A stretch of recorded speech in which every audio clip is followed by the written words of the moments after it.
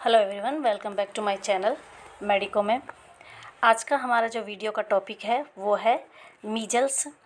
तो ये मीजल्स क्यों होता है, किसको होता है, कौन से वायरस की वजह से होता है, इसके अलावा इसके साइन सिम्टम क्या क्या हैं, क्या क्या इसमें कॉन्ट्राइंडिकेशंस होते हैं, इसके अलावा जो ड्रग इसमें दिया जाता है, कौन कौन सी ड्रग दी जाती है, वो सभी डिटेल से हम इस वीडियो में जानने वाले हैं।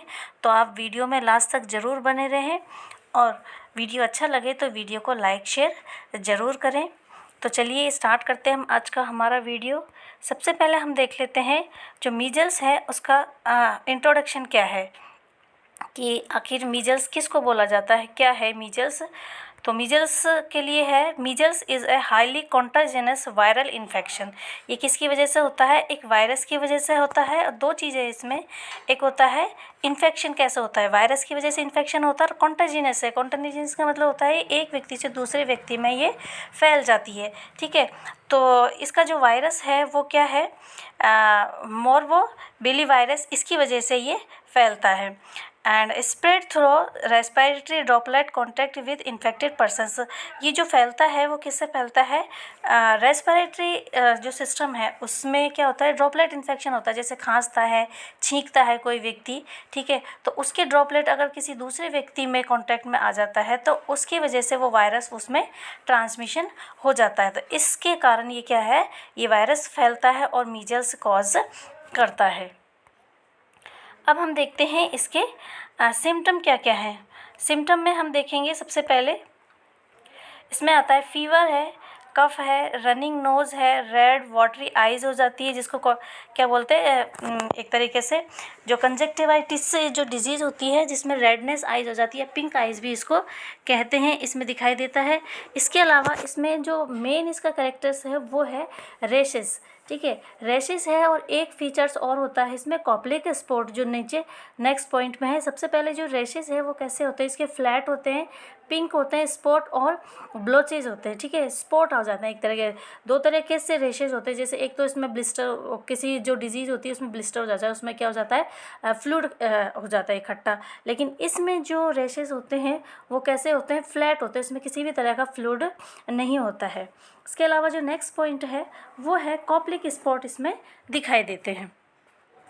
कॉप्लिक स्पॉट क्या होते हैं, इस तरह से इसमें क्या होता है, कॉप्लिक स्पॉट दिखाई देते हैं। जैसे वाइट वाइट जो पेचेज आपको माउथ में इसमें दिखाई दे रहा है पिक्चर में, इस तरह के पेशेंट में इसमें दिखाई देते हैं, जिसको क्या बोलते हैं, कॉप्लिक स्पॉट बोलते हैं। ये इसका मेन फीचर्स होता है मीजल्स का।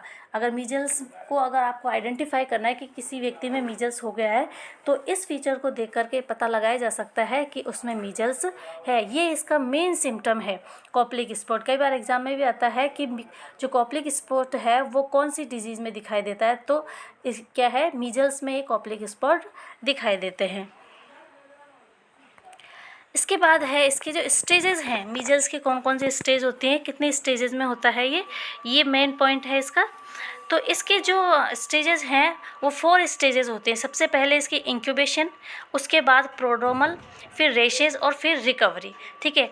इंक्यूबेशन पीरियड स्टार्टिंग की, इंक्यूबेशन पीरियड में से जैसे ही वायरस बॉडी में एंटर होता है और उसके बाद जो फर्स्ट साइन बॉडी में दिखाई देता है उसको इंक्यूबेशन पीरियड कहा जाता है। तो ये जो इंक्यूबेशन पीरियड होता है वो होता है 7 से लेकर के 14 डेज़ का, ठीक है। इसमें क्या होता है, वायरस मल्टीपल्स होते हैं। मल्टीपल मतलब जो वायरस बॉडी में एंटर करने के बाद वायरस क्या होता है, तेज़ी से इसमें बढ़ते हैं। लेकिन इसमें क्या होता है, सिम्टम इसमें दिखाई नहीं देते हैं, ठीक है। कभी कभी सिम्टम दिखाई दे भी देते हैं लेकिन रेयर केसेस में इसमें सिम्टम दिखाई नहीं देते। इसको बोलते हैं इंक्यूबेशन पीरियड। नेक्स्ट होता है इसका प्रोड्रोमल फेज़। प्रोड्रोमल फेज़ में क्या होता है, ये होता है 2 से 4 दिन का होता है। इसमें माइल्ड सिम्टम्स दिखाई देते हैं, जैसे कि फीवर आ गया है। फिर आता है नेक्स्ट जो स्टेजेस है उसकी रेसेज है, ये 3 से 5 दिन की होती है। और इसमें कैरेक्टर्स क्या होता है, इसमें कैरेक्टरिस्टिक्स मीजल्स होता है, इसको इसमें रेसेज अपीयर होने लग जाते हैं इस वाली फेज़ में। इसके नाम से ही है रेस फेज़ है। तो इसमें क्या हो जाता है, बॉडी पर स्पॉट्स दिखाई देने लग जाते हैं और वो भी फ्लैट टाइप के। फिर होता है रिकवरी फेज़। रिकवरी फेज़ 7 से 10 दिन का होता है और इसमें क्या हो जाता है, जो सिम्टम दिखाई देते हैं बॉडी में वो धीरे धीरे क्या हो जाने लगते हैं, ठीक होने लग जाते हैं, रिसॉल्व होने लग जाते हैं। इसके बाद है इसके जो कॉम्प्लिकेशंस क्या क्या हो सकते हैं इसमें। अगर किसी व्यक्ति में मीजल्स हो जाता है तो क्या क्या कॉम्प्लिकेशंस हो सकते हैं, जैसे कि ईयर इन्फेक्शन हो सकता है इसमें, जिसको ओटाइटिस मीडिया बोला जाता है, निमोनिया हो सकता है, ब्रोंकाइटिस हो सकता है, लैरिंजाइटिस है, एंसेफेलाइटिस है, ठीक है। इसके अलावा इसमें क्या होता है, बहुत रेयर केसेस होती है, उसमें क्या होता है डेथ भी हो सकती है। ये इसके क्या है कॉम्प्लिकेशंस दिखाई देते हैं अगर इसका सही टाइम में भी क्या नहीं किया जाता, इसको ट्रीट नहीं किया जाता। तो इसका ट्रीटमेंट का तो क्या है, सिम्टोमेटिक ट्रीटमेंट में इसे दिया जाता है। और इसका प्रिवेंशन की अगर हम बात करें, वो हम नेक्स्ट स्लाइड में देखेंगे कि इसका प्रिवेंशन कैसे किया जाता है। नेक्स्ट है इसका वैक्सीनेशन। इसका जो प्रिवेंशन का एक ही तरीका है वैक्सीनेशन। बच्चों में इसका क्या लगाया जाता है, MMR का वैक्सीन लगाया जाता है 9 से 12 महीने के ऊपर। इसमें मीजल्स, मम्स और रूबेला 3 वैक्सीन होते हैं। मैंने बताया आपको MMR का जो वैक्सीन बच्चों में लगाया जाता है, मम्स, मीजल्स और रूबेला का, वो लगाया जाता है। इसके 2 डोज दी जाती है। फर्स्ट डोज है 12 से 15 महीने पर फर्स्ट डोज दी जाती है और सेकंड डोज दी जाती है 4 से 6 साल के बीच में, ठीक है। और इसमें क्या होता है 93 से लेकर के 97% इफेक्टिव इन प्रिवेंटिंग मीजल्स। ये जो MMR का वैक्सीन लगाया जाता है बच्चों को, इससे इस बीमारी में 97% तक इसमें क्या हो सकता है, प्रिवेंटिव है, रोका जा सकता है इसको, मीजल्स को। प्रिवेंशन में वही है, मैंने आपको बताया कि वैक्सीनेशन ही इसका क्या है, एक तरीके से प्रिवेंशन है। फिर भी अगर किसी व्यक्ति को हो जाता है तो क्या क्या प्रिकॉशंस रखनी चाहिए, क्या कैसे इसको रोक सकते हैं और ज़्यादा कॉम्प्लिकेशंस होने से। तो सबसे पहले है इसमें वैक्सीनेशन दिया जाता है, जो कि 97 से लेकर % तक इसमें प्रिवेंशन का काम करता है। नेक्स्ट है इसके गुड हाइजीन, ठीक है, हैंड वॉशिंग वगैरह है, इसको अच्छी तरह से क्योंकि ये जो डिजीज़ है वो किस तरह से फैलती है, एक तरीके से ड्रॉपलेट इन्फेक्शन से फैलती है, खांसने से, छींकने से। अगर आपने किसी व्यक्ति को इसको आपने छींका, खांसा, उसी हाथ से किसी दूसरे व्यक्ति को क्या कर दिया, टच कर दिया, तो ये जो वायरस है दूसरे व्यक्ति में ट्रांसमिट हो जाता है।